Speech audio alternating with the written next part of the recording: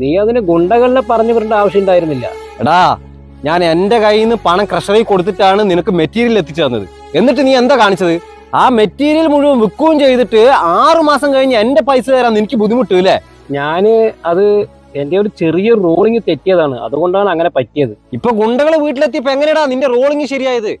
എടാ, നിന്നെപ്പോലെ ഒരുപാടെണ്ണത്തിന് ഞാൻ കണ്ടിട്ടുണ്ടാ. മര്യാദക്കാണെങ്കിൽ ഞാൻ മെറ്റീരിയൽ എത്തിച്ചു തരും, ഇല്ലെങ്കിൽ ഇപ്പൊ കണ്ടല്ലോ. എന്തിനാണ് അങ്ങനെ ഗുണ്ടായിസൊക്കെ കാണിക്കുന്നത്? ഇവനെ പോലുള്ളവന്മാര് കാരണമേ എന്നെ പോലുള്ള ഒരുപാട് വണ്ടി മുതലാളിമാര് ആത്മഹത്യ വക്കീലാണ്. നിനക്കറിയോ, ഞങ്ങൾ ക്രഷറിലും കോറിയിലൊക്കെ റെഡി പൈസ കൊടുത്തിട്ട് കല്ലും മണലൊക്കെ അവന്മാരുടെ കാലും ചോട്ടിൽ എത്തിച്ചു കൊടുക്കുമ്പോൾ ഞങ്ങൾക്ക് കിട്ടുന്നത് വെറും ചെറിയ വാടകയാണ്. എന്നിട്ടോ വണ്ടി വാടകയും ഇല്ല, മെറ്റീരിയലിന്റെ പൈസയും ഇല്ല, മൊത്തം കടം.